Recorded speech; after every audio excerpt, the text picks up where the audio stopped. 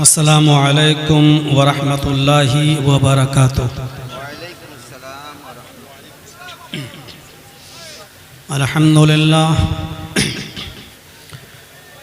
अल्हम्दुलिल्लाह नहमदुहु व नस्तईनुहु व नस्तगफिरुह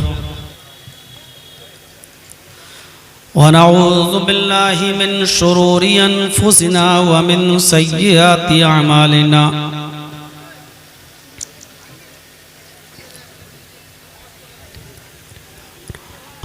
मन यहदिहिल्लाहु फला मुज़िल्ल लह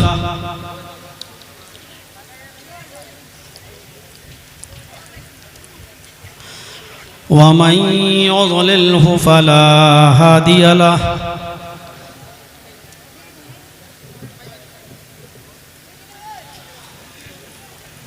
व अशहदु अल्ला इलाहा इल्लल्लाहु वहदहु ला शरीक लह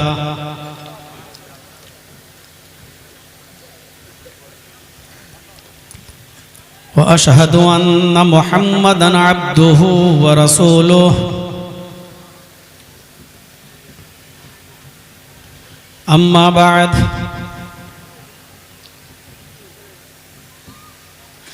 फ़इन्न खैरल हदीस किताबुल्लाह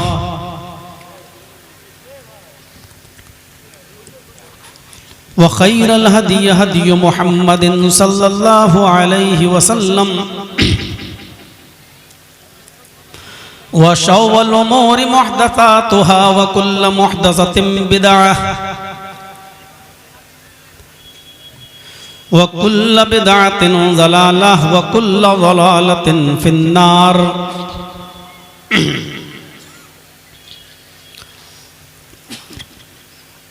अऊज़ु बिल्लाहि मिनश शैतानिर रजीम। बिस्मिल्लाहिर रहमानिर रहीम।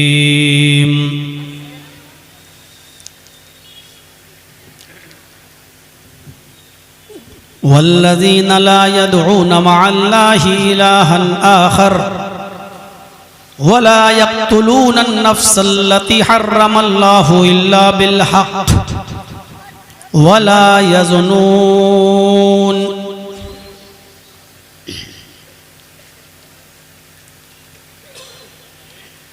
वअन मुआज़ इब्न जबल रज़ियल्लाहु तआला अन्हु अन्न रसूलल्लाहि सल्लल्लाहु अलैहि वसल्लम क़ाल।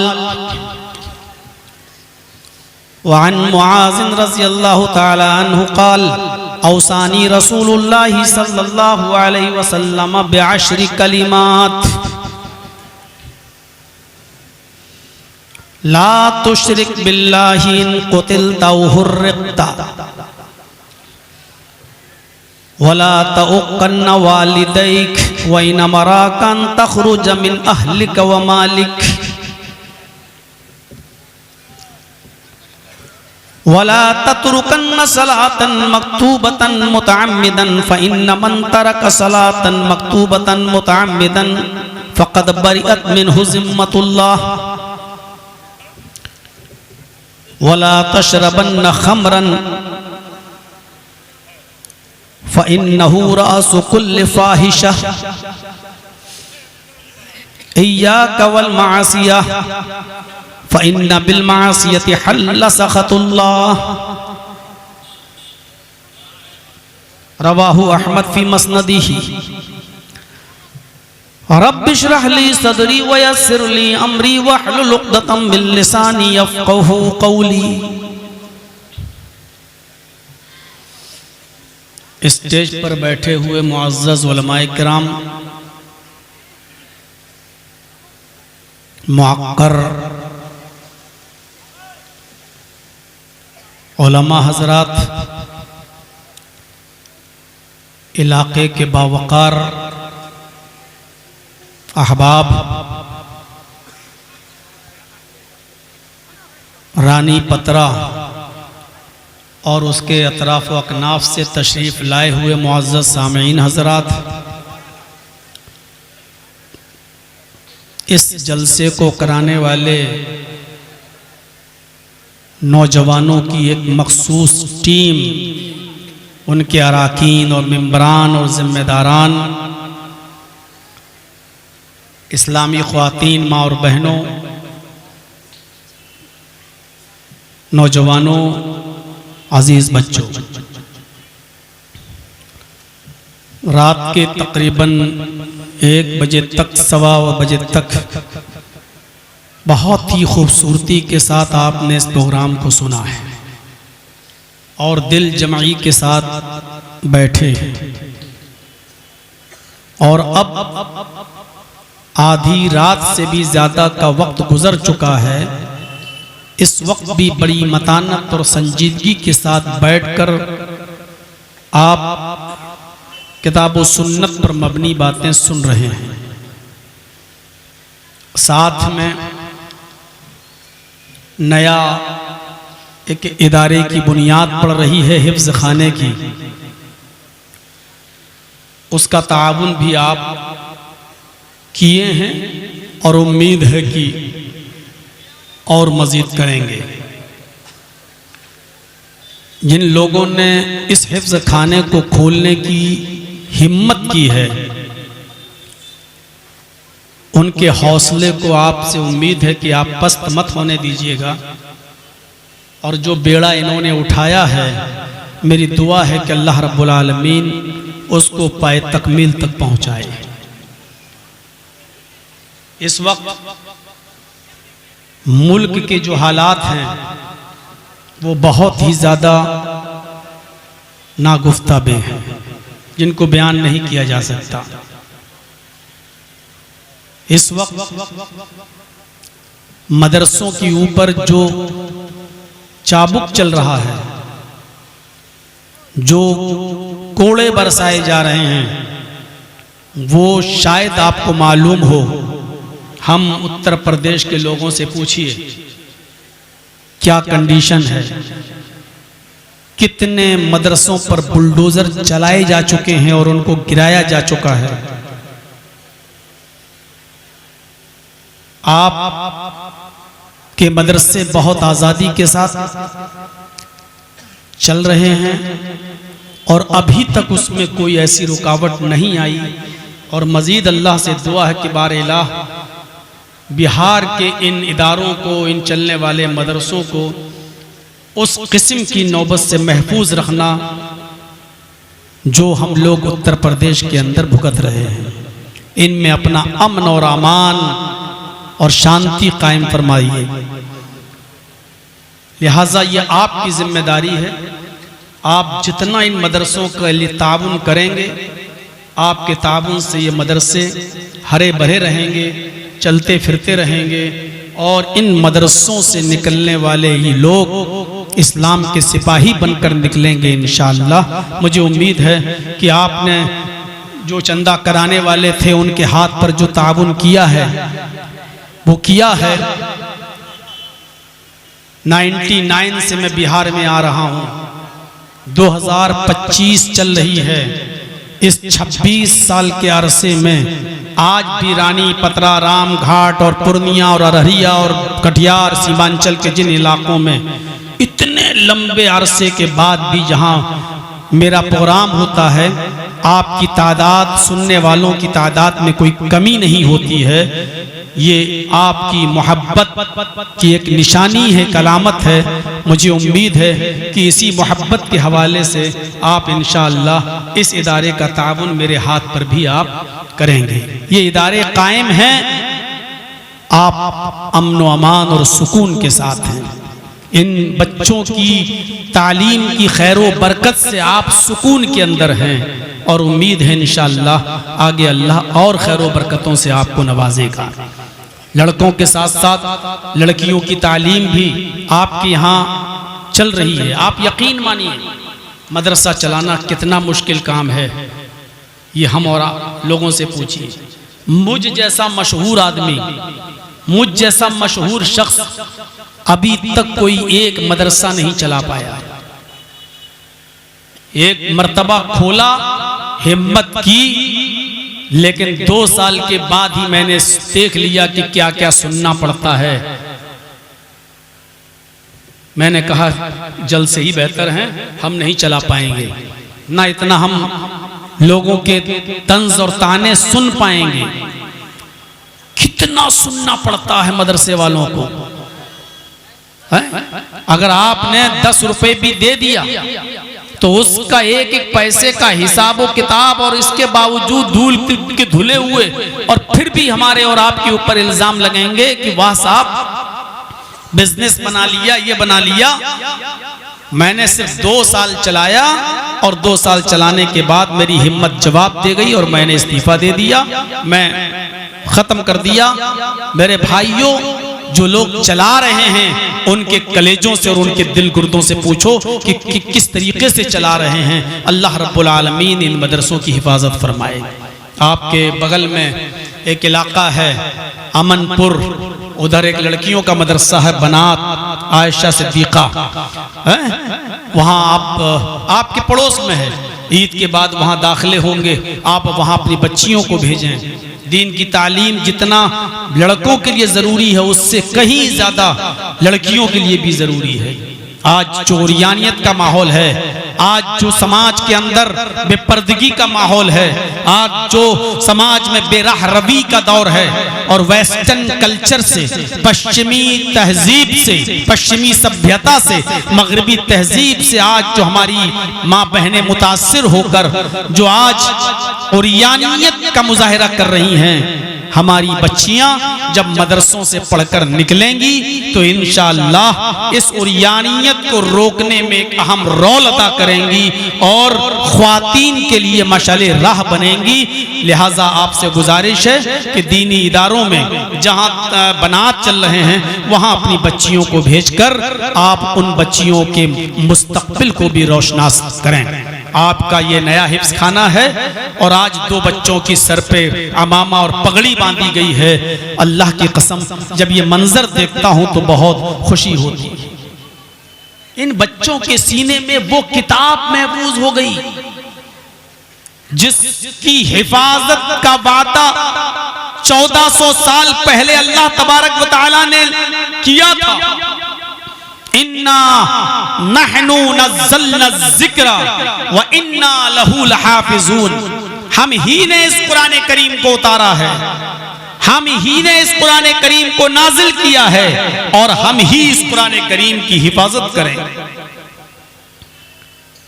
आज 1400 साल गुजर चुके हैं। आज हिंदू भाई ये नहीं कह सकते कि हमारी वेद, हमारी किताबें सुरक्षित हैं। कोई ईसाई आज ये नहीं कह सकता है कि हमारे पास जो बाइबिल है, जो इंजील है, वो महफूज है। हर 100 साल के बाद ईसाइयों में पादरियों की एक बैठक होती है, हर 100 साल के बाद, और हर 100 साल के बाद हालात के तहत जो सिस्टम चल रहा होता है मौजूदा दौर, मौजूदा माहौल का, उसको सामने रखते हुए उस बाइबिल में चेंजिंग की जाती है, उस बाइबिल के अंदर तब्दीली की जाती है। लिहाजा अल्लाह की तरफ से जो इंजील उतरी थी, कोई ईसाई ये नहीं कह सकता है कि ये वही इंजील है जो अल्लाह की तरफ से उतरी हुई है। कोई यहूदी ये नहीं कह सकता कि हमारे पास जो तौरात है ये वही तौरात है जो अल्लाह तबारक व तआला की तरफ से उतरी है। हर किताब में तब्दीली हो गई, हर किताब में तब्दीली हो गई। यहां तक कि गीता प्रेस जो गोरखपुर से छपी है वो गीता देख लीजिए, और एक गीता महाराष्ट्र बंबई से छपी है उस गीता को देख लीजिए। दोनों गीताओं में तब्दीली हो गई है। हिंदुस्तान मुल्क एक सिर्फ सूबा बदला, स्टेट बदला, लेकिन गीता चेंज हो गई, तब्दील हो गई। रामायणों में इख्तिलाफ हो गया। तुलसीदास जी की रामायण रामचंद्र जी को भगवान का दर्जा देती है, कहती है कि राम भगवान है, और वाल्मीकि जी की रामायण राम को भगवान मानने से इनकार करती है और वो राम को एक आम इंसान की तरह, एक मनुष्य मानती है, एक इंसान मानती है। रामायणों में तब्दीली हो गई, रामायणें बदल गई, लेकिन 1400 साल से लेकर आज तक कुरान करीम का एक लफ्ज तो बहुत दूर की बात, एक नुक्ता भी नहीं बदला गया। वो अपनी असली शक्ल में जो पहले थी वो आज भी है और कयामत की सुबह तक रहेगा इंशाअल्लाह। उसका एक नुक्ता भी नहीं बदला जाएगा, क्योंकि इस कुरान की हिफाजत की जिम्मेदारी अल्लाह रब्बुल आलमीन ने ली है। एक बेगैरत इंसान सुप्रीम कोर्ट में एप्लीकेशन देता है और अर्जी दाखिल करता है कि कुरान के अंदर से 24 आयतों को बदल दिया जाए, इसको हटा दिया जाए, ये लोगों को जिहाद के लिए उकसाती हैं और खून खराबा करती हैं। और उसका नाम आपने सुना ही होगा, जो पहले शिया मसलक से था, वसीम रिजवी जिसका नाम था, कुरान की 24 आयतों को हटाने की बात करता था। सुप्रीम कोर्ट में उसने अर्जी भी दे रखी थी, लेकिन उल्टा सुप्रीम कोर्ट ने उसके ऊपर पेनाल्टी लगाई, जुर्माना लगाया। यहां तक कि कुरान को बदलने की बात करने वाला शख्स अल्लाह ने ऐसी लानत बरसाई कि उसका धर्म तक बदल दिया, उसका दीन तक बदल दिया, वो खुद बदल गया।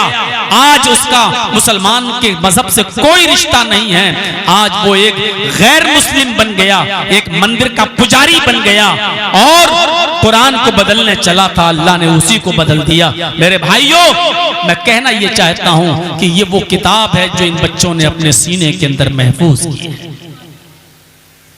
कैसे आज हम इस किताब को पामाल कर देते हैं और भुला देते हैं। हाफिज कुरान से और कारी कुरान से अल्लाह कयामत के दिन कहेगा, जब जन्नत में इसको दाखिल करेगा हाफिज को, तो कहा जाएगा, फरिश्ते कहेंगे इक़रा वर्तकी, आए कुरान के हाफिज, आए कुरान के कारी, तू कुरान पढ़ता जा और ये बिल्डिंग इस पर चढ़ता जा। इक़रा वर्तकी, पढ़ता जा और चढ़ता जा। तेरी आखिरी मंजिल वो होगी जहां तेरी जबान से निकलने वाली आखिरी आयत खत्म होगी। जहां तेरी आखिरी आयत खत्म होगी, वही महल तुझे रहने के लिए दे दिया जाएगा, वही महल में तुझे पहुंचा दिया जाएगा। ये हाफिज कुरान का मकाम और मर्तबा होगा। मुस्लिम शरीफ की अंदर एक बड़ा दिलचस्प वाकया बयान किया गया हदीस की किताब के अंदर। दुनिया में जो सबसे ज्यादा कुरान को पढ़ता होगा और तिलावत करता होगा, उसका मकाम देखिए कितना बुलंद है। अल्लाह के नबी फरमाते हैं कि जहन्नम से सबसे लास्ट में, सबसे आखिर में एक आदमी निकाला जाएगा। जहन्नम से सबसे आखिर में एक आदमी निकाला जाएगा, यानी वो सबसे बड़ा गुनाहगार होगा। और जहन्नम से जब उसको निकाला जाएगा तो उसके बाद जहन्नम बंद कर दी जाएगी और फिर कोई भी आदमी जहन्नम से नहीं निकाला जाएगा, यानी सबसे लास्ट आदमी होगा। यह आदमी कहेगा, अल्लाह मुझे जहन्नम से निकाल दे। अल्लाह कहेगा, ठीक है, मैं तेरी दुआ सुन लेता हूं, लेकिन जहन्नम से निकालने के बाद तू जन्नत का सवाल तो नहीं करेगा कि नहीं नहीं नहीं, बस अल्लाह तू बस जहन्नम से निकाल दे, यही तेरा बहुत बड़ा एहसान होगा मेरे ऊपर। अल्लाह उसको जहन्नम से निकाल देगा। जहन्नम के बाहर खड़ा होगा काला कलूटा, कोयले की तरह जलकर आया। जन्नती जब अपनी खिड़कियों से झांक कर देखेंगे तो कहेंगे, ओह, ये तो जहन्नम से आजाद किया गया है, देखो कितना बदसूरत बदशक्ल काला कलूटा इंसान। ये कहेगा कि अल्लाह, लोग मुझे चिढ़ा रहे हैं, लोग मुझे चिढ़ा रहे हैं, मैं तुझसे ये नहीं कहता हूं कि तू मुझे जन्नत में दाखिल कर दे। अय अल्लाह, मेरी इतनी गुजारिश है कि इस्माउल फुरात के अंदर पानी की इस नदी के अंदर तू मुझे नहला दे, गुस्ल दे दे। इस पानी से जब मैं नहा लूंगा तो मेरा रंग साफ हो जाएगा जैसे दुनिया में था। आय अल्लाह, मैं थोड़ा सा अपना रंग वैसा करना चाहता हूं जैसे मैं दुनिया में था। अल्लाह कहेगा अभी तो तूने कहा था कि जहन्नम से निकाल दे, इसके बाद मैं कोई दूसरा सवाल नहीं करूंगा, अब तू दूसरा सवाल करने लगा। का अल्लाह बड़ी बदसूरती है, शक्ल खराब है, बस मैं तुझसे यही तो कह रहा हूं कि इसमें नहला दे मुझे। अल्लाह कहेगा चल तेरी ये बात भी मान लेता हूं, इसके बाद तो कुछ और नहीं मांगेगा। कहा नहीं। उस आदमी को उस नहर में गोता लगाया जाएगा, गुस्ल दिलाकर निकाला जाएगा। जब वो गुस्ल देकर निकलेगा, गुस्ल से पाक होगा साफ, तो उसका जिस्म पहले की तरह साफ हो चुका होगा, उससे भी अच्छा। खड़ा होगा, बैठ जाएगा। अचानक उसकी नजर एक दरख्त के ऊपर पड़ेगी, फलों से लदा हुआ वो दरख्त। भूख लगेगी इसको। आय अल्लाह, क्या मैं इस दरख्त के पास जा सकता हूं, इसका एक आध फल तोड़कर खा सकता हूं? भूख लगी है। अल्लाह कहेगा तूने क्या कहा था, मुझे जहन्नम से निकाल, उसके बाद मैं कुछ और सवाल नहीं करूंगा। अब तू नहा भी लिया और अब दरख्त के पास जाने की इल्तिजा कर रहा है। कहा अल्लाह मैं जन्नत में जाने की बात थोड़ी कर रहा हूं। आय अल्लाह मैं जन्नत में नहीं, बस मुझे इस दरख्त के पास पहुंचा दे। अल्लाह कहेगा अच्छा ठीक है, चल तेरी सुन लेता हूं, लेकिन इसके बाद कुछ और नहीं। अल्लाह तेरे इज्जत की कसम कुछ नहीं। अल्लाह कहेगा जाओ। जाएगा। हदीस के अल्फाज, वो एक फल तोड़ेगा उस दरख्त से और मुंह तक ले जाएगा, अभी खाएगा नहीं। उसको एक और दरख्त नजर आएगा जो इससे भी ज्यादा मीठे फलों से लदा हुआ होगा, इससे भी ज्यादा खूबसूरत होगा। ये फल वही छोड़ देगा दरख्त के पास। आय अल्लाह देख मैंने इस दरख्त का फल खाया नहीं। अल्लाह कहेगा क्यों नहीं खाया? आय अल्लाह मैं इस दरख्त का नहीं, उस दरख्त का फल खाना चाहता हूं, मुझे उस दरख्त तक पहुंचा दे। अल्लाह कहेगा नहीं, तू बार बार वादा खिलाफी कर रहा है। आय अल्लाह तेरे इज्जत और जलाल की कसम, अगर मुझे उस दरख्त तक पहुंचा देगा तो फिर मैं और कोई चीज नहीं मांगूंगा।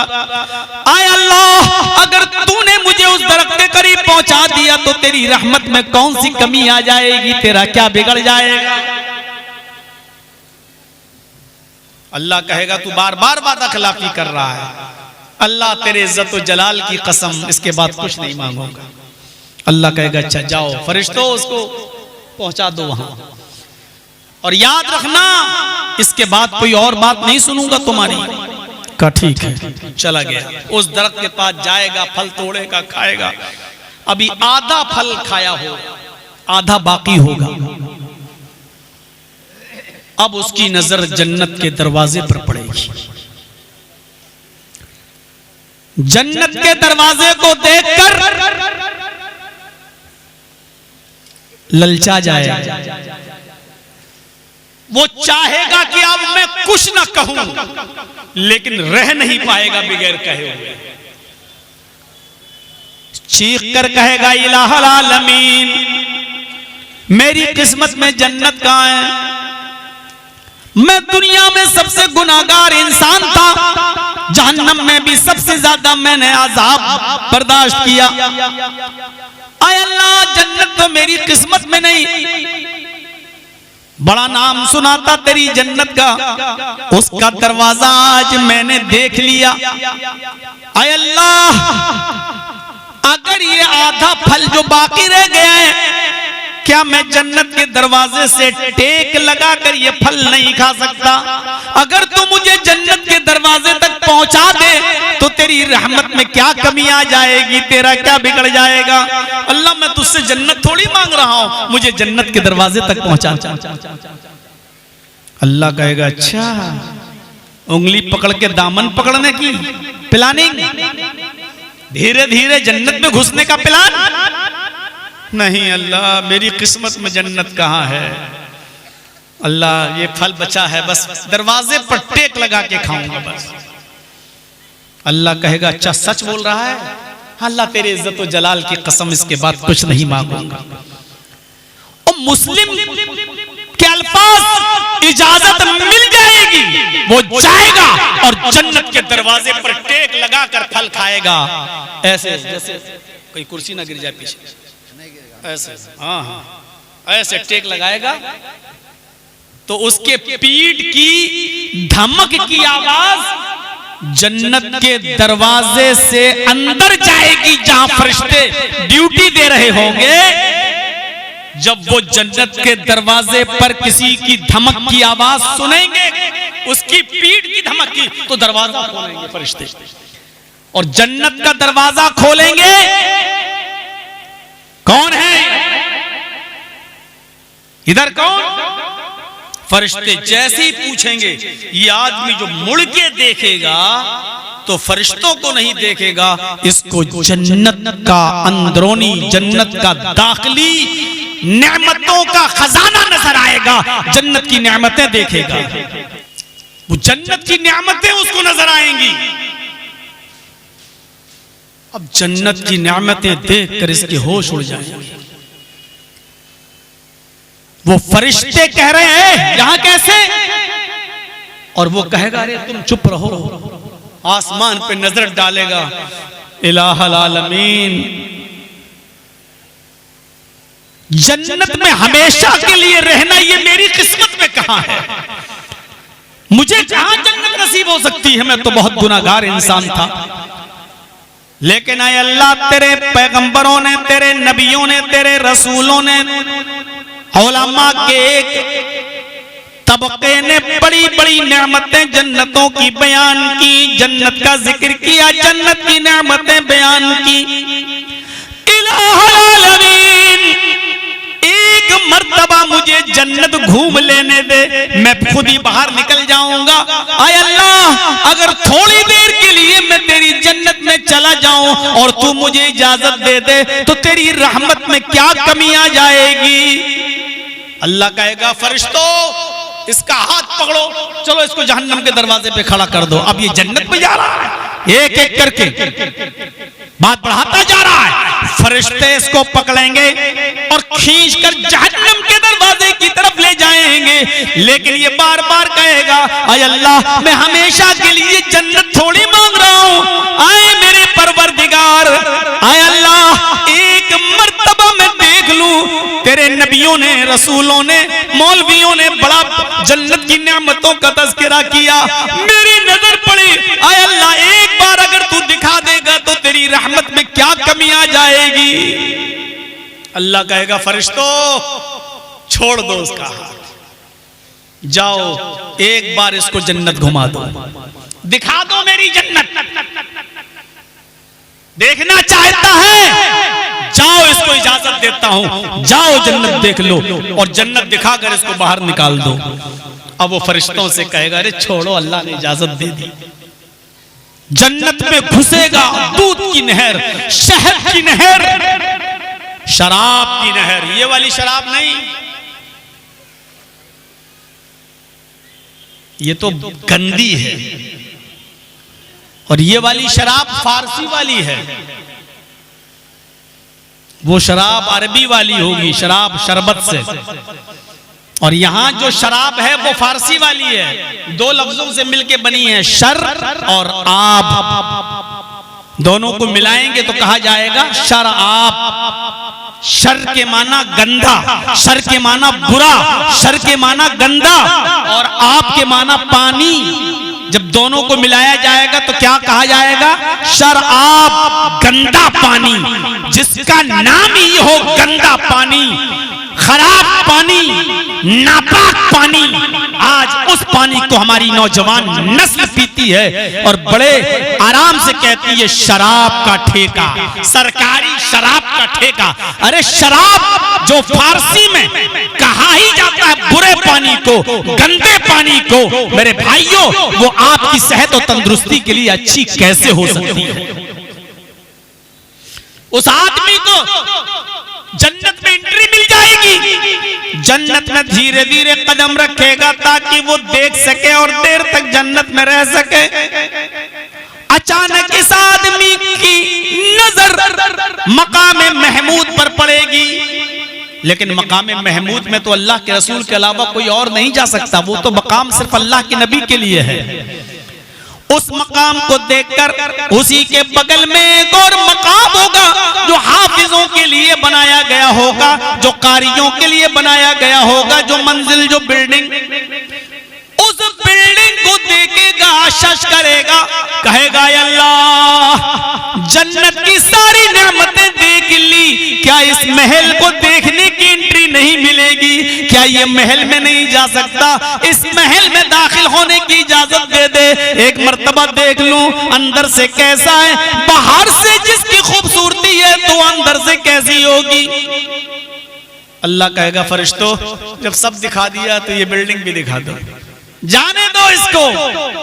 ये धीरे धीरे जाएगा, हर हर कमरा बहुत आसानी से देखेगा, दूसरा उससे अच्छा होगा, फिर तीसरे में जाएगा जो दूसरे से अच्छा होगा, चौथे में जाएगा जो तीसरे से अच्छा होगा, पांचवें में जाएगा जो चौथे से अच्छा होगा, जिसमें जाएगा वो उससे पहले से खूबसूरत, उससे पहले से आरामदेह होगा। धीरे धीरे ये आखिरी मंजिल तक पहुंच जाएगा, आखिरी मकाम तक पहुंच जाएगा।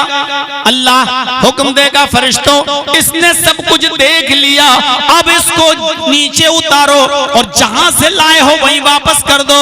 यानी अब इसका टाइम खत्म, सब कुछ दिखा दिया, अब वापस कर दो इसको।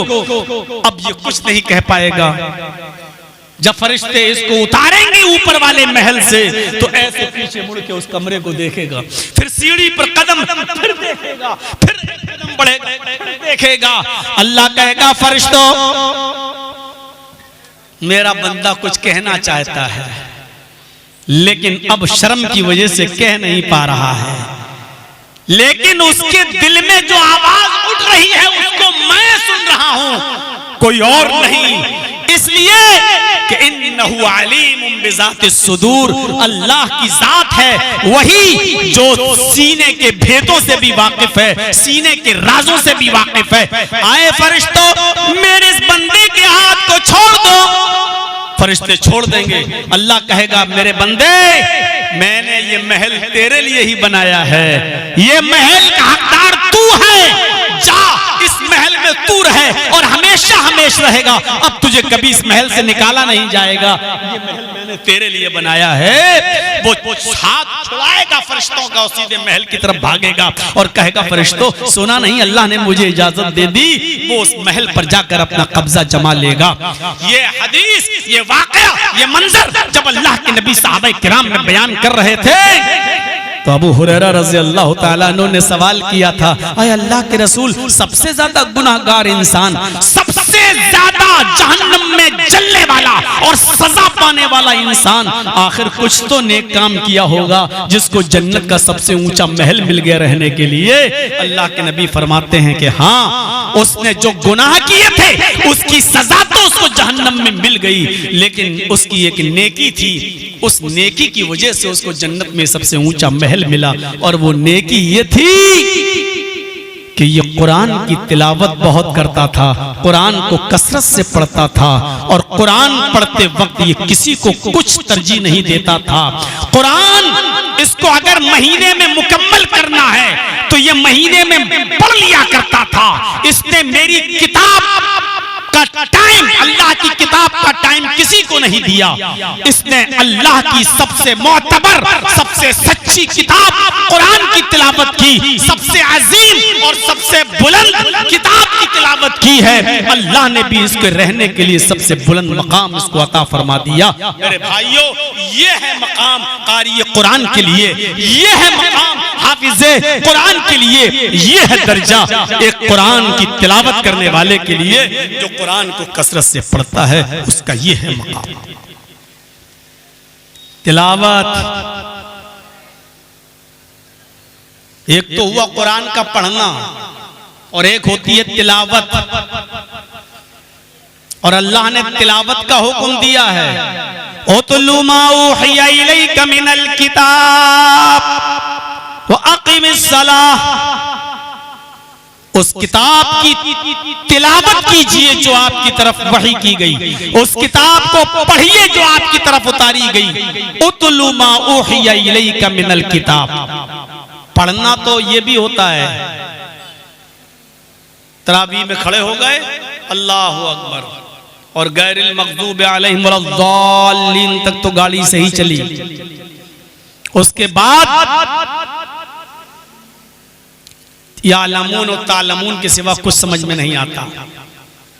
पढ़ा होगा आपने तरावी हाफिजों के पीछे, उनको मालूम है 10 दिन में पढ़ना है, 20 दिन में खत्म करना है, 1 में अलिफ लाम मीम ज़ालिकल किताबु ला रैब फीहि हुदल लिल्मुत्तक़ीन अल्लज़ीना युमिनूना बिल ग़ैबि व युक़ीमूना अस्सलाता व मिम्मा रज़क़नाहुम युनफ़िक़ून वल्लज़ीना युमिनूना बिमा उन्ज़िला इलैका व मा उन्ज़िला मिन क़ब्लिक। आखिरी वाला जुमला समझ में आता है और आगे पीछे क्या पढ़ रहा है कुछ भी समझ में नहीं आता। यह है कुरान का पढ़ना जिससे मना किया गया है। और कुरान की तिलावत अरबी जबान के अंदर तला यतलू, तलवन का मतलब होता है पीछे पीछे चलना। जो अरबी जानने वाले हैं, अरबी ग्रामर से वाकिफ हैं, उनको अच्छी तरीके से मालूम होगा अरबी जबान में बाबे नसरा से जब आता है तला यतलू तलवन, उसी से उतलू आया है फेले अमर का सेगा, जिसका माना होता है पीछे पीछे चलना। यानी तिलावत का माना हुआ पीछे पीछे चलना। उस किताब के पीछे पीछे चलो जो अल्लाह ने उतारी है आप पर। यानी जो लिखा है पहले पढ़ो और जो लिखा है उस पर फिर अमल करो। पीछे पीछे चलना, सिर्फ पढ़कर छोड़ देना नहीं, उसके पीछे पीछे चलना है हमें। अरब के अंदर कभी जाइएगा तो अरबी लोगों से, वहां के बद्दू देहाती लोगों से पूछिएगा कि आपके यहाँ तलव कोई चीज होती है? तलव, ऊंटनी के एक बच्चे को अरब के लोग तलव बोलते हैं। तलव क्यों बोलते हैं? क्योंकि ऊंटनी का वो बच्चा अपनी माँ के पीछे पीछे चलता है। जंगल में माँ जहां घास खा रही होती है वहीं पर ऊंटनी का बच्चा अपनी माँ के पीछे पीछे, ऊंटनी जहां जा रही है उसका बच्चा उसी के पीछे पीछे चलता है। तो अरब के लोग उस बच्चे को जो अपनी माँ के पीछे पीछे चलता है उस बच्चे को तल्ब कहते हैं। यानी अपने माँ के पीछे पीछे चलने वाला बच्चा, उस बच्चे को अरब तल्ब कहते हैं। उसी तल्ब से तलावत बना है। जिस तरीके से ऊंटनी का बच्चा अपनी माँ के पीछे पीछे चलकर अपनी जिंदगी महफूज कर लेता है और खतरनाक जानवर जब उस पर हमला करता है तो उसकी माँ अपने बच्चे को बचा लेती है और वो खतरनाक जानवर के सामने खुद खड़ी हो जाती है और खतरनाक जानवर से अपने बच्चे को अपने पीछे लेकर खुद उसका मुकाबला करने के लिए खड़ी हो जाती है। अरब के लोग इस बच्चे को तल्ब कहते हैं, यानी अपने बच्चे को खतरनाक जानवरों से बचा लेने वाला माँ, बचा लेने वाली माँ। उस बच्चे को तल्ब कहते हैं जो अपनी माँ के पीछे पीछे चलता है। उसी से बना है तिलावत। जिस तरीके से माँ अपने बच्चे की हिफाजत करती है उसी तरीके से जो कुरान के पीछे पीछे चलता है, कुरान की तिलावत करता है और कुरान के आयात पर अमल करता है, कुरान भी अपने पढ़ने वाले को तमाम दुश्मनों से, तमाम दहशतगर्दों से, आतंकवादियों से, बल्कि तमाम जालिम और जाबिर सरकारों से, तमाम ऐसे दुश्मनों से कुरान भी अपने पढ़ने वाले को बचा लेता है। क्योंकि कुरान जिस तरह माँ नहीं चाहती कि मेरा बेटे पर कोई हमला करे, उसी तरीके से कुरान भी अपने पढ़ने वाले पर हमला नहीं होने देता है, उसको बचाता है। मेरे प्यारे साथियों, लेकिन ये तभी होगा जब हम कुरान की तिलावत करेंगे। कोई मर गया, किराए के टट्टुओं को बुला लिया। किराए के टट्टू जानते हो ना, वही एक एक पारा सबके हाथ में पकड़ा दिया, पढ़ो। और कुरान जब पढ़ लिया पूरा तो बाद में 2-2 लड्डू पकड़ा दिए, मिठाई। ये सब किराए पर और भाड़े पर आने वाले लोग। कोई मर गया, एक एक पारा पढ़ के बख्श दिया, मरने वाला सीधे जन्नत में चला जाएगा। इतना आसान है जन्नत। नई दुकान खोली, बुला लिया मौलाना जर्जीस जैसे लोगों को, आ गए सब लोग। अब उस दुकान में पूरा कुरान पढ़ के बख्श दिया कि खैर व बरकत होगी। अब उस दुकान में लॉटरी का धंधा चल रहा है। अब उस दुकान के अंदर सूदी कारोबार चल रहा है। अब उस दुकान के अंदर मेरे भाइयों माले हराम खरीदा जा रहा और बेचा जा रहा है। कहां है आज हम लोग? इस समाज पर नजर डालिए। मुआशरे के अंदर इन बुराइयों ने जन्म ले रखा है। आज दुकान खोलो नई, मकान बनाओ नया, बुला लो मदरसे के पढ़ने वाले बच्चों को, एक एक पारा पकड़ा दो, खैर व बरकत होगी। मेरे भाइयों कुरान एक मर्तबा पढ़ लेने से खैर व बरकत नहीं होगी।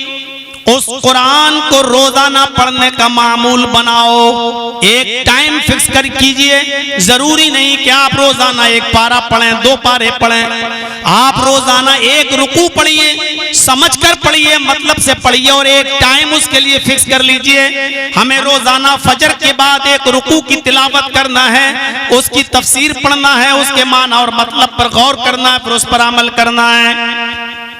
जोहर के बाद टाइम मिले तो जोहर के बाद का टाइम बना लो, असर के बाद का मिले तो असर के बाद का बना लो, ईशा के बाद का टाइम मिले तो ईशा के बाद का टाइम बना लो। दिन भर में 24 घंटे में एक वक्त निकालिए कुरान की तिलावत करने का। अगर आप चाहते हैं कि इस जन्नती आदमी की तरह जिसको सबसे ऊंचा महल मिल गया रहने के लिए, अगर आप चाहते हैं कि हमारे साथ भी ऐसा मामला हो, तो आपको कुरान की तिलावत कसरत से करना पड़ेगी। कुरान करीम पर हमें और आपको अमल भी करना पड़ेगा और कुरान करीम का वक्त हमें किसी और को नहीं देना है। दोस्त आ गए, चलो क्रिकेट खेलने चलना है, चलो बाद में पढ़ लेंगे, कुरान रख दिया। नहीं, ये वो आदमी था जो कुरान पढ़ता था लेकिन कुरान का टाइम किसी और को नहीं देता था। अपना मामूल था कि हम महीने में एक कुरान पढ़ेंगे तो महीने में एक बार पढ़ लेता था। ये मामूल बनाइए, हमें और आपको बनाना पड़ेगा। हम हैं कहां? इन मौलवियों के पास जाते हो आप, मौलाना साहब घर में खैर व बरकत नहीं होती है, मुझे दुआ बता दीजिए घर में खैर व बरकत कैसे होगी। मौलाना साहब रोजी नहीं है, जितना पैसा मैं कमाता हूं रुकता ही नहीं है। अरे मौलवी क्या आपको दुआ बताएगा? मौलवी के पास घर में खैर व बरकत की दुआएं होती तो दुनिया में कोई मौलवी अपना इलाका छोड़ के बाहर नौकरी करने न जाता।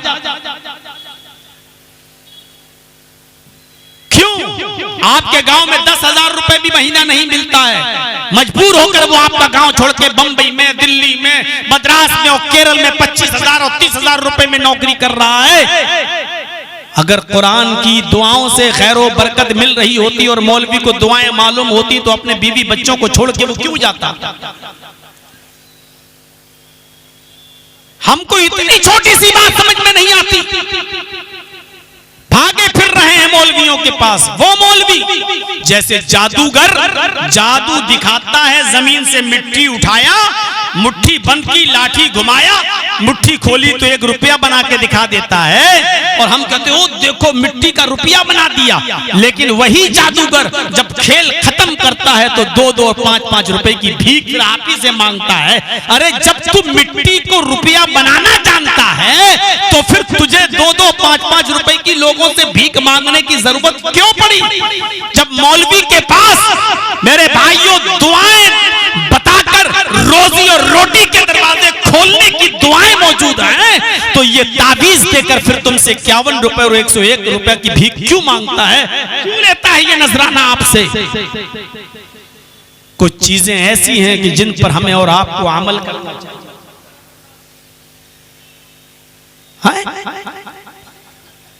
हजरत अब्दुल्ला इब्न मसऊद रजी अल्लाह ताला अन्हु की इंतकाल का वक्त जब करीब आया तो हजरत उस्मान जब उनके पास गए कहने लगे कि आप बहुत बूढ़े हो चुके हैं, आपने अपनी बेटियों की शादी भी कर दी है,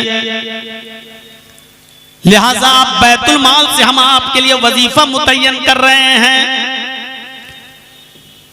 सीरत सहाबा का ये वाकया देखिए मेरे भाइयों। तो हजरत अब्दुल्ला जवाब देते हैं, क्या है उस्मान, मुझे तुम्हारी तरफ से मिलने वाले वजीफे की जरूरत नहीं है। मैंने पूरी जिंदगी जब वजीफा नहीं लिया तो अब भी नहीं, मुझसे भी ज्यादा जरूरतमंद गरीब जो उसको दे दो। फरमाया तुम कमाने के लायक नहीं हो, बूढ़े हो चुके हो, बिस्तर पर लेटे रहते हो, इसलिए वजीफा तुम्हें मिलना चाहिए। कहा नहीं, मुझे इस वजीफे की जरूरत नहीं है। अब्दुल्ला इब्न मसूद से उस्मान ने कहा तो फिर आपके इंतकाल के बाद आपकी बेटियों के काम आ जाएगा, आप ले लीजिए। फरमाया कि मैंने अपनी बेटियों के लिए भी वजीफे की जरूरत नहीं है। हजरत उस्मान ने कहा अल्लाह न करे तलाक का जमाना चल रहा है, आपके इंतकाल के बाद अगर आपकी किसी बेटी को तलाक दे दी गई और वो घर में बैठ गई तो ये वजीफा जब जारी रहेगा तो कम से कम तलाक के बाद आपकी बेटी अपने घर पर गुजर बसर तो कर सकती है, इसलिए वजीफा आप अपनी बेटी के लिए मुतय्यन करवा लीजिए। अब्दुल्ला इब्न मसूद जवाब देते हैं, आए उस्मान, मेरी बेटियां कभी भूखी नहीं मर सकती हैं। पूछा कैसे, इतनी बड़ी जिम्मेदारी आप कैसे ले रहे हैं कि आपकी बेटियां भूखी नहीं मरेंगी, भूख मरी की नौबत नहीं आएगी।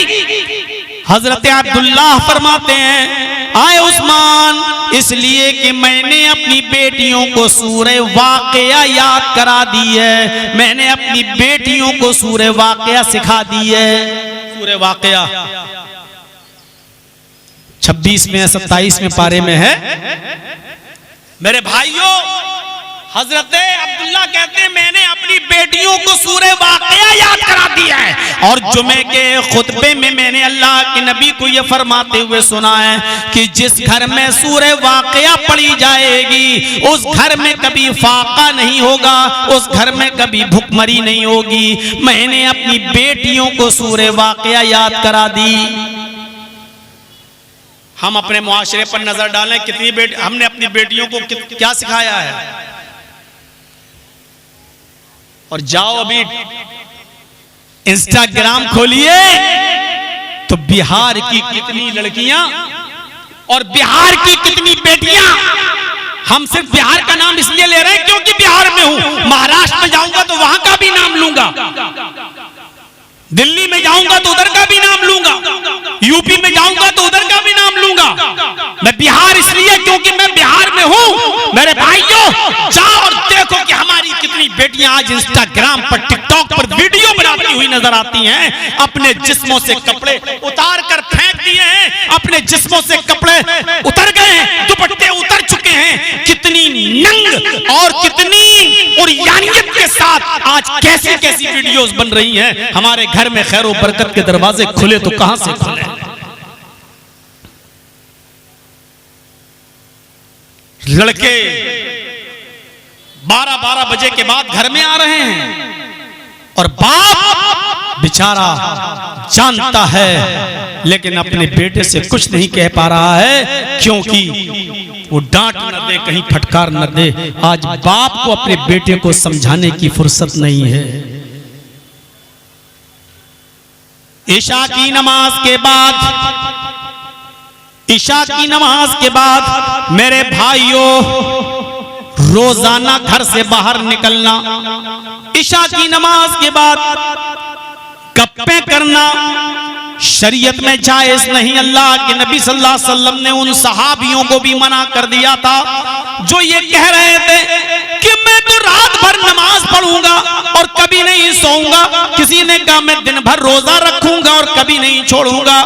अल्लाह के नबी ने फरमाया तुम्हारा रात भर नमाज पढ़ना ये शरीयत नहीं है, ये सुन्नत नहीं है। मेरे भाइयों, जब इंसान को रात भर नमाज पढ़ने की इजाजत नहीं थी, अल्लाह के नबी ने फरमाया फरमाया अगर तुम रोजाना मामूल बना लोगे और रात रात भर नमाजें पढ़ते रहोगे, इबादत करते रहोगे, तो तुम मुझ में से नहीं, फलैसा मिन्नी, मुझ में से नहीं। उस शख्स को आप ये कह रहे हैं मुझ में से नहीं, जब नमाज पढ़ने वाले सहाबी के लिए आपका ये हुक्म है, तो मेरे भाइयों पूरी पूरी रात क्रिकेट में गुजारने वाले, फुटबॉल में गुजारने वाले, कैरम बोर्डों में गुजारने वाले, अपने घर से बाहर अय्यारियों मक्कारी में पूरी पूरी रात गुजारने वाले, जरा सोचें जब एक मुसलमान को पूरी पूरी रात इबादत करने की इजाजत नहीं दी है, तो तुम्हें क्रिकेट खेलने की इजाजत कैसे मिल गई? तुम्हें पूरी पूरी रात कैरम बोर्ड खेलने की इजाजत कैसे मिल गई? मेरे नौजवानों, ये तुम्हें सोचना पड़ेगा। हजरत मुआज इब्न जबल कहते हैं कि अल्लाह के नबी जनाब मोहम्मद रसूलुल्लाह सल्लल्लाहु अलैहि वसल्लम ने मुझे 10 बातों की नसीहत फरमाई। उन 10 बातों की नसीहत तो मैं अपने मुख्तसर से वक्त में नहीं कर पाऊंगा मेरे भाइयों, उसमें से 4-5 चीजें मैं आपको बता दूं जो उसका हमारे समाज से ताल्लुक है। हजरत मुआज कहते हैं 10 बातों की मुझे वसीयत फरमाई। क्या मुआज ये 10 काम तुम करते रहना, और इन 10 कामों में आपने पहला काम ये बताया, ला तुशरिक बिल्लाहि इन कुतिलता हुर्रिता। आए मुआज, अल्लाह के साथ किसी को शरीक मत करना, शिर्क मत करना, अगरचे तुम्हें कत्ल कर दिया जाए या जला दिया जाए। एक चीज होती है कुफ्र और एक चीज होती है शिर्क। मजबूरी में जब आदमी की जान जा रही हो, अपनी जान को बचाने के लिए अगर उससे कुफ्र करवाया जा रहा हो, तो कुफ्र करने की इजाजत तो है शरीयत में, लेकिन जान बचाने के लिए अगर किसी से शिर्क करवाया जा रहा हो तो शिर्क की इजाजत नहीं है शरीयत में। इन कुतिलता हुर्रिता, तुझे कत्ल कर दिया जाए या जला दिया जाए, जलवा लेना, कत्ल हो जाना, लेकिन अल्लाह के साथ किसी को शरीक मत करना। जैसे जर्जीस साहब की कंपट्टी पर कोई आदमी पिस्टल रख दे, बंदूक रख दे, लिंचिंग वाले जो आजकल कर रहे हैं, और पकड़ के बांध दे चारों तरफ से और कहें कि अल्लाह को मानता है, बोल हाँ, चल अपने खुदा का इनकार कर, चल अपने अल्लाह का इनकार कर, नहीं तो हम शूट कर देंगे, अल्लाह का इनकार कर, नहीं तो हम जान ले लेंगे, तेरी खोपड़ी उड़ा देंगे तेरी। अगर अल्लाह का इनकार करने से जान बच रही है तो यहां कुफ्र करना जायज है अपनी जान बचाने के लिए। अल्लाह का इनकार कर सकते हो लेकिन दिल से नहीं, सिर्फ जबान से। दिल आपका यही होना चाहिए, नहीं मैं तो अल्लाह को मानता हूं, और घर जाने के बाद फिर से उस पर कायम हो जाइए। लेकिन जान बचाने के लिए उन लिंच करने वालों को आप कह दो नहीं मैं अल्लाह को नहीं मानता, अल्लाह नहीं, अल्लाह का इनकार कर, और वो तुम्हें छोड़ रहे हैं। अगर तुम्हें मालूम है कि इनकार करने से मेरी जान बच जाएगी तो जान बचा लो, जायज़ है, कोई हर्ज नहीं। लेकिन अगर वही लिंचिंग करने वाले, खंजर लेकर मारने वाले, तलवार लेकर आने वाले, या पिस्टल तुम्हारी कंपट्टी पर रखकर ये कहें तुम अल्लाह को सजदा करते हो मस्जिद में जाकर, हाँ मेरे सरदार को सजदा करो, या मेरे सामने झुको, या देवी देवता के सामने झुको, या हमारे मंदिर की मूर्ति के सामने झुको, उसको भी सजदा करो, तब हम तुम्हें छोड़ेंगे। अगर तुमने मुझे या मेरी देवी देवताओं को सजदा नहीं किया तो हम तुम्हें नहीं छोड़ेंगे, अभी शूट कर देंगे। तो यहाँ पर जान बचाने के लिए किसी दूसरे के सामने सजदा करने की इजाजत नहीं है। अल्लाह को यह मंजूर है कि कोई मेरा इनकार कर दे, लेकिन अल्लाह को यह मंजूर नहीं है कि कोई बंदा मेरा हक मारकर किसी और को दे दे। अल्लाह का इनकार करके जान बच रही है तो बचा सकते हो, लेकिन अगर अल्लाह को छोड़कर किसी दूसरे के सामने सजदा करके जान बच रही है तो वहां जान दे देना अच्छा ही है, वहां जान बचाना जरूरी नहीं है। इन कुतिलता हुर्रिता, कत्ल कर दिया जाए तो कत्ल हो जाना, जला दिया जाए तो जलवा लेना अपने आप को, राख कर दिया जाए तो राख हो जाना, लेकिन किसी गैर के सामने सजदा मत करना। यह है कुफ्र और शिर्क के दरमियान फर्क। जबरदस्ती कोई पकड़ के कंपट्टी पे बंदूक रख के कहे बोलो जय श्री राम, यहां कलमा कुफ्र अदा किया जा सकता है, जय श्री राम शिर्क नहीं है।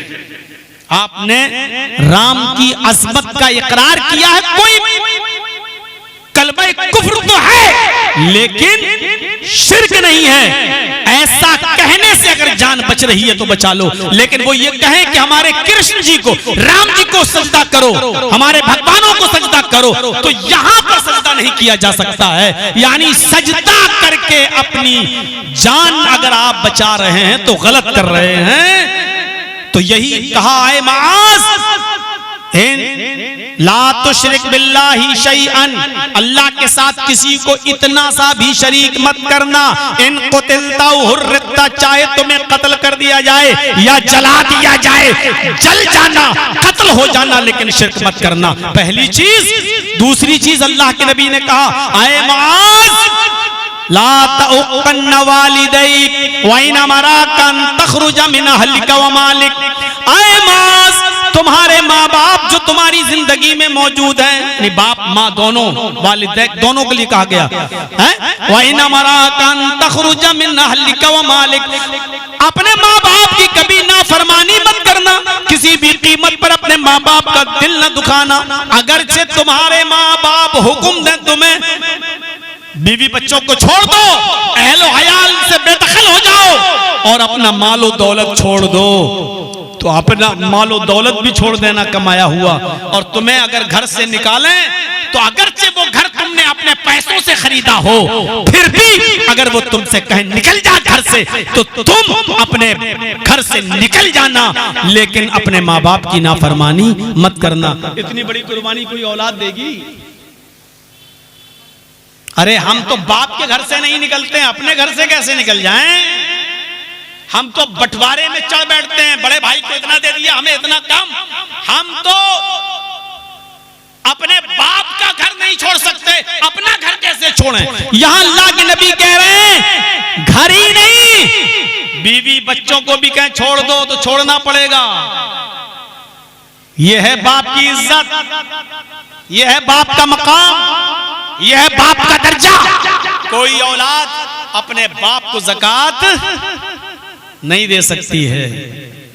मान लीजिए बाप ने बेटे को अलग कर दिया, बेटा कमा रहा है, बाद में बाप बहुत गरीब हो गया, बेटा बहुत पैसे वाला है, तो कोई भी बेटा ये चाहे कि मैं अपने बाप को ज़कात दे दूं, तो कोई औलाद अपने माँ बाप को ज़कात नहीं दे सकती है, इसलिए कि औलाद खुद उसके बाप की है और जो कुछ बेटे ने कमाया है ये भी उसके बाप का है। इन्नका मालूका ले अबीक, तू भी और तेरा माल भी तेरे बाप का है। समझ रहे हैं आप? और हजरत इस्माइल अलैहिस्सलातु वस्सलाम ने मुल्क शाम में जाकर शादी कर ली, अपनी बीवी के साथ रह रहे थे। इब्राहिम अलैहिस्सलाम अपने बेटे इस्माइल से मिलने आए, घर के दरवाजे को दस्तक दी, बीवी बाहर निकली, बीवी से कहा यह घर इस्माइल का है? जवाब दिया जी। कहाँ है इस्माइल? कहा वो जंगल में गए हैं शिकार खेलने के लिए। अच्छा कब आएंगे? पता नहीं, जब शिकार लगेगा हाथ तो उसको लेके आएंगे।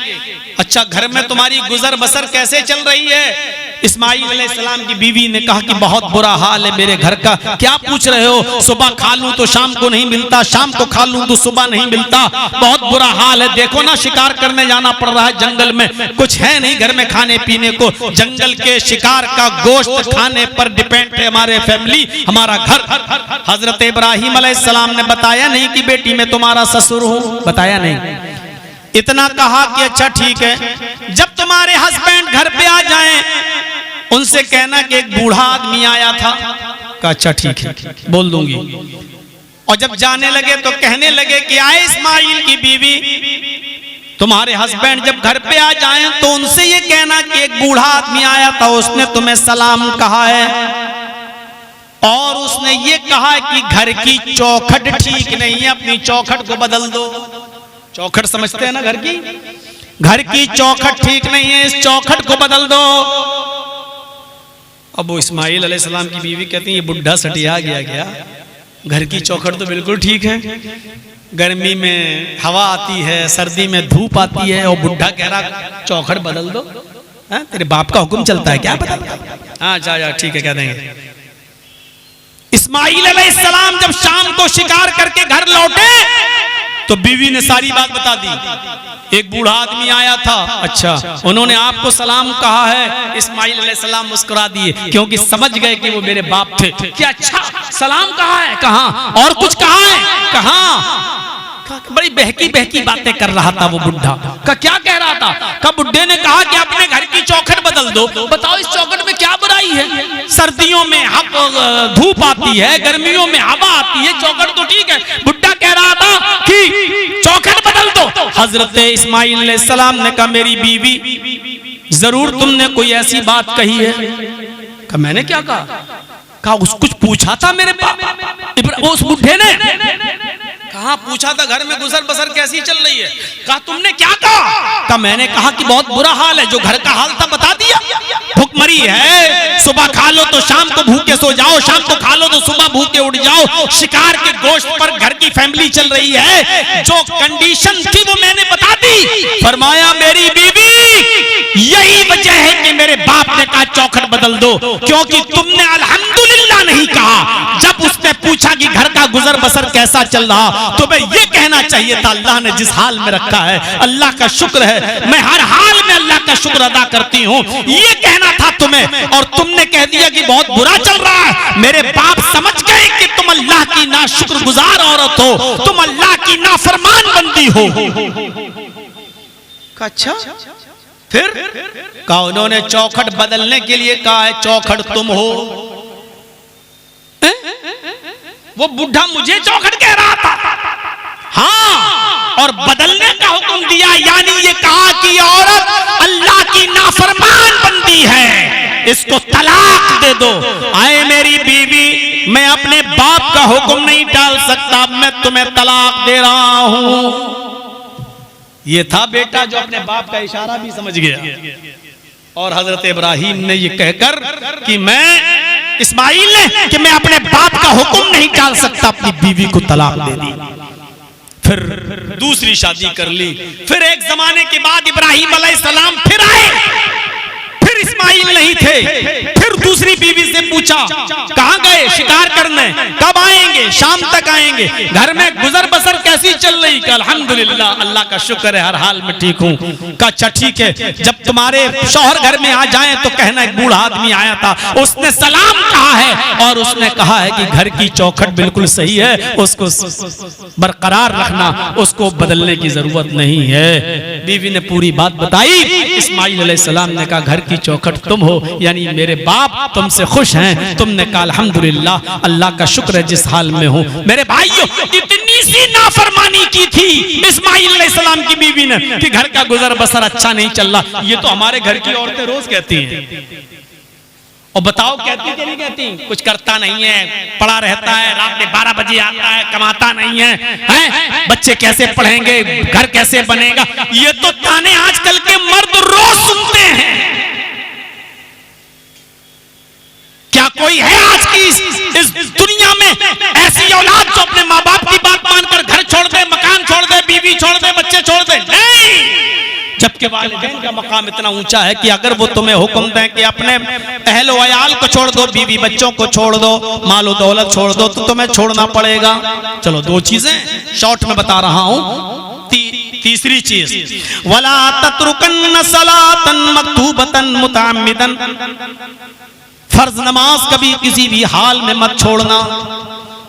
फ़इन्न मन तरक सलातन मक्तूबतन मुतअम्मिदन फ़क़द बरिअत मिन्हु ज़िम्मतुल्लाह, जो फर्ज नमाज कज़दन जानबूझकर छोड़ देता है अल्लाह की जिम्मेदारी उससे बरी हो जाती है। अल्लाह की कोई जिम्मेदारी उसके ऊपर आयत नहीं होती।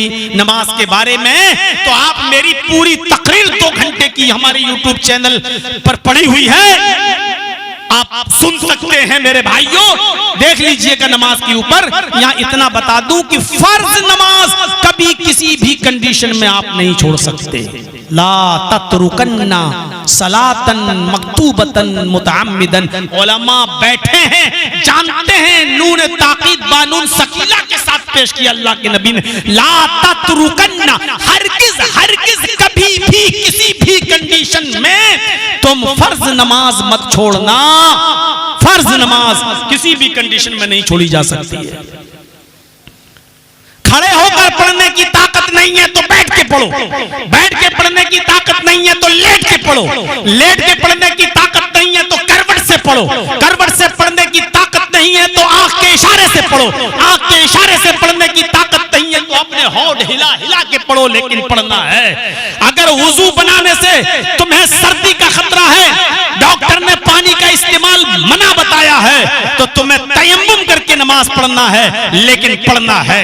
पेशाब की थैली लटकी हुई है, आपकी पेशाब की नली पड़ी हुई है, पेशाब आप कर रहे हैं और पानी आपका पेशाब थैली में आ रहा है, तो ऐसी कंडीशन में आपको पेशाब थैली में करने के बाद पानी से इस्तिंजा करने की भी जरूरत नहीं है। आप वुजू बनाएं और नमाज पढ़ें या तयम्मुम करें और नमाज पढ़ें, पेशाब की थैली लटकी है, लटकी रहेगी, लेकिन नमाज इस कंडीशन में भी हमारे और आपके ऊपर से माफ नहीं है। मेरे भाइयों, नमाज सिर्फ दो कंडीशन में मुल्तवी है, माफ फिर भी नहीं है।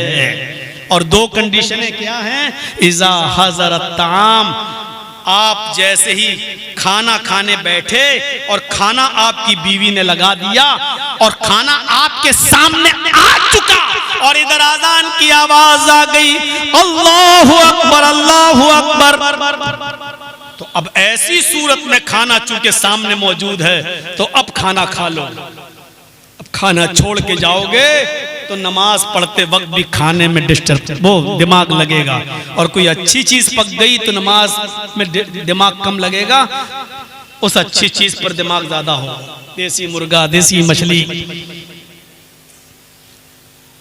अब हाजिर है तो पहले खा लो, लेकिन अभी बीवी किचन में गई है निकालने के लिए, अभी लाई नहीं है, अभी ला रही है, निकाल रही है, और अजान हो गई अल्लाहु अकबर अल्लाहु अकबर, अभी निकाला नहीं है खाना और तुम्हारे सामने हाजिर नहीं हुआ है। ऐसी कंडीशन में आप अपनी बीवी से मना करो, अभी रोको, मैं नमाज पढ़ने के बाद खाना खाऊंगा। अब आपके लिए खाना जायज नहीं होगा जब तक कि आप नमाज ना पढ़ लें, क्योंकि खाना आपके सामने हाजिर नहीं है। खाना हाजिर है तो खा लो, फिर नमाज पढ़ने जाओ। अगर हाजिर नहीं है तो फिर पहले नमाज पढ़ के आओ, फिर खाना खाओ। ऐसी सूरत में नमाज पोस्टपोन है, थोड़ी देर के लिए मुलतवी है। खाना खाकर हाजिर है तो खाना खा लो और फिर नमाज पढ़ने जाओ। जो रकातें मिल जाएं पढ़ लो, जो छूट जाएं बाद में पूरी कर लो, आपके सवाब में कोई कमी नहीं होगी।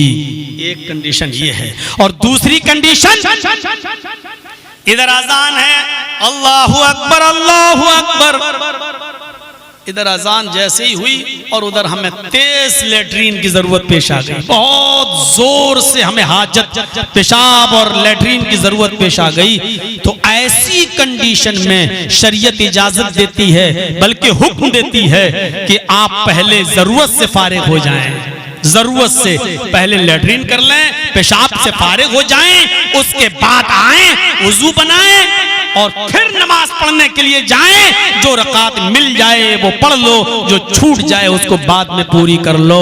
इन दो कंडीशनों के अलावा तीसरी कोई कंडीशन नहीं है नमाज को छोड़ने की। इधर अजान हो रही है और आपका बेटा बीमार हो गया, आपके बेटे को वोमिटिंग हो रही है, आपका बेटा सख्त बीमार है, आप जल्दी से अपने बेटे को लेकर हॉस्पिटल की तरफ भाग रहे हैं। नहीं नहीं, ये उज़्र नहीं है। आपका बेटा अगरचे बीमार है, आप जल्दी से वुज़ू बनाइए, अब मस्जिद में आप मत जाइए क्योंकि आपका बेटा बीमार है। जल्दी से फर्ज रकातें पढ़ लीजिए। ज़ोहर है तो जल्दी से 4 रकात पढ़ लीजिए, असर का वक्त है तो जल्दी से 4 रकात पढ़ लीजिए, मगरिब का वक्त है तो जल्दी से 3 रकात पढ़ लीजिए, छोटी छोटी सूरतें पढ़ लीजिए, इशा का वक्त है तो जल्दी से 4 रकात पढ़ लीजिए, सुन्नतें छोड़ दीजिए, वित्र छोड़ दीजिए, जल्दी से छोटी छोटी सूरतें पढ़कर फौरन अपने बेटे को ले जाइए और हॉस्पिटल में ले जाएं।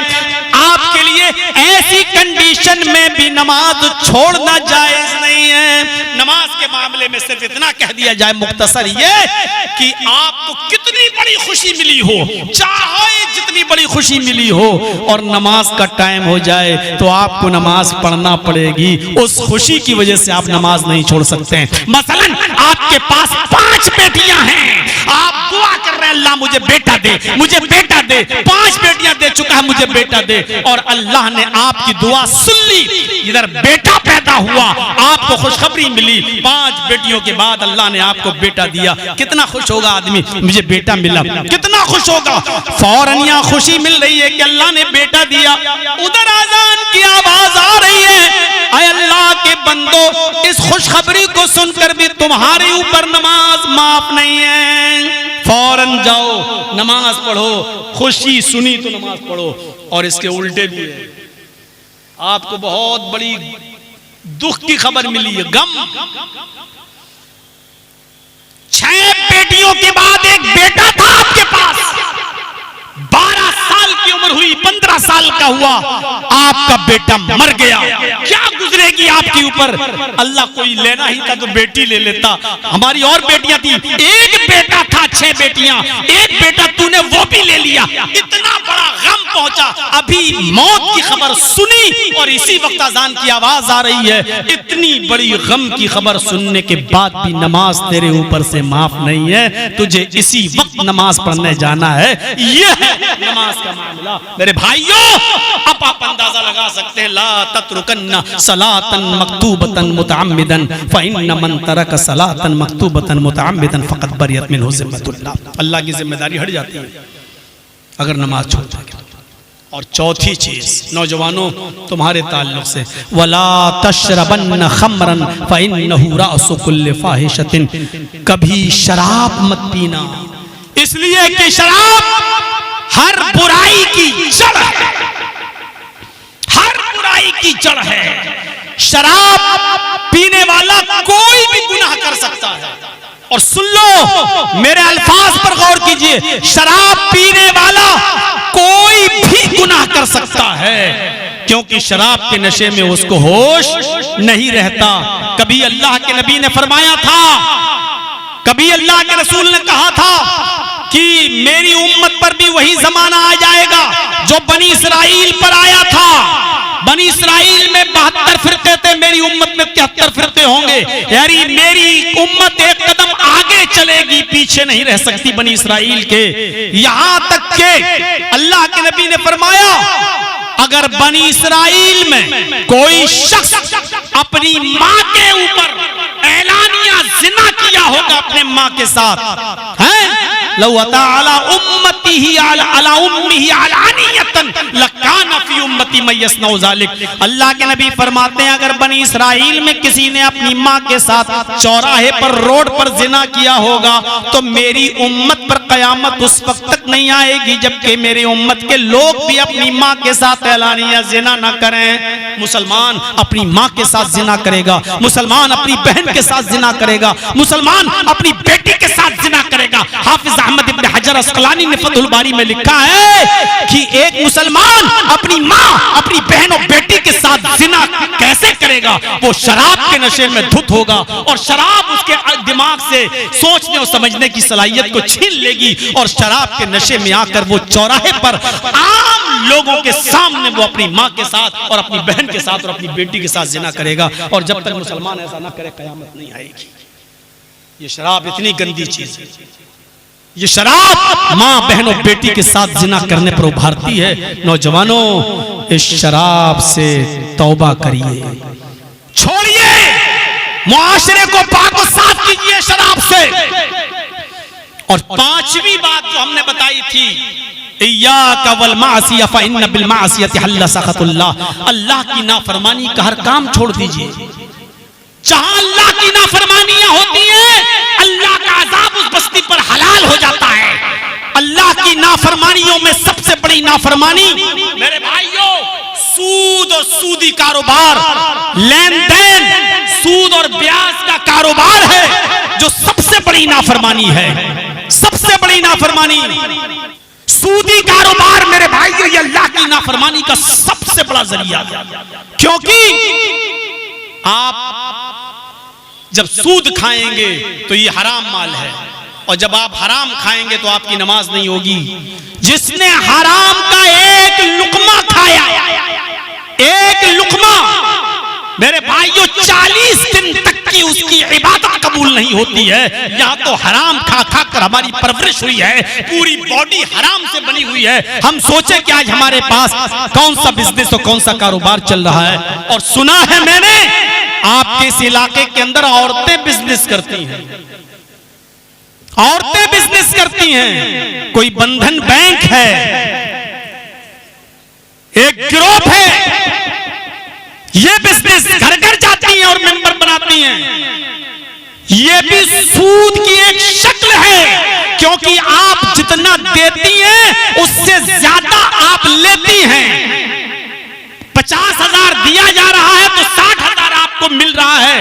ये भी सूद की एक शक्ल है, चाहे वो औरतें करें या आदमी। सूद इतनी बुरी लानत है कि अल्लाह के नबी जनाब मोहम्मद रसूलुल्लाह सल्लल्लाहु अलैहि वसल्लम ने फरमाया कि सूद खाने वाला ऐसा है, अल्लाह के नबी फरमाते हैं कि तिरहमु रिबन याकुलुहु रजुलु व हुवा यअलम। सूद का एक दिरहम, 1 रुपया, सूद का 1 रुपया जिसने खा लिया सूद का, वह हुआ यालम, वो जानता है कि ये सूद है। जैसे ये मेरे पास पैसा आया 1 रुपया और मुझे मालूम है कि ये सूद का है, मैंने किसी को 100 रुपए दिया था, वो हमें 101 दे रहा है, ये 1 रुपया सूद का है। वो 100 रुपए तो मेरे हलाल है, वो मैंने उधार दिया था, वो सही है, लेकिन आप 101 दे रहे हैं, ये 1 रुपया सूद का है। इस 1 रुपए के बारे में अल्लाह के नबी कहते हैं कि दिरहम रिबन याकुलुहु रिबा याकुलुहु रजुलु व हुवा यअलम। जिसने जानबूझकर सूद का 1 रुपया खाया, अशद्दु इंदल्लाहि बिन सित्तति व सलासीना ज़नियतन, अल्लाह के नजदीक इतना बड़ा गुनाह है, इतना बड़ा गुनाह है, गोया कि उसने 36 मर्तबा किसी लड़की के साथ, किसी औरत के साथ जिना किया है। 36 मर्तबा जिना करने से भी बड़ा, अशद्दु इंदल्लाह, अल्लाह के नजदीक मिन सित्तति व सलासीना ज़नियतन, 36 मर्तबा जिना से भी बड़ा गुनाह है। 1 रुपया सूद का खाना, 36 बार जिना करने के बाद जो गुनाह पड़ेगा एक नौजवान पर या जानी पर और बलात्कारी पर, उससे भी ज्यादा सूद खाने वाले पर पड़ेगा। ये सूद हमारे मुआशरे को सबसे ज्यादा मेरे भाइयों नाफरमान बनाती है, क्योंकि सूद और ब्याज खाने वाला और हराम लुक्मा खाने वाले की इबादतें कबूल नहीं होती हैं। आप पढ़ते रहिए नमाज, आप पढ़ते रहिए, रखते रहिए रोजा, आप पढ़ते रहिए नमाजें, आप पढ़ते रहिए तहज्जुद। अगर आप माले हराम खा रहे हैं तो आपकी तहज्जुद कबूल नहीं, आपका रोजा कबूल नहीं, आपकी कोई इबादत कबूल नहीं। क्यों? इन्नल्लाह तय्यब व यक़बलु तय्यब, अल्लाह पाक है और पाक चीज को पसंद करता है। मेरे भाइयों, हलाल रिज़्क हमें और आपको खाना चाहिए।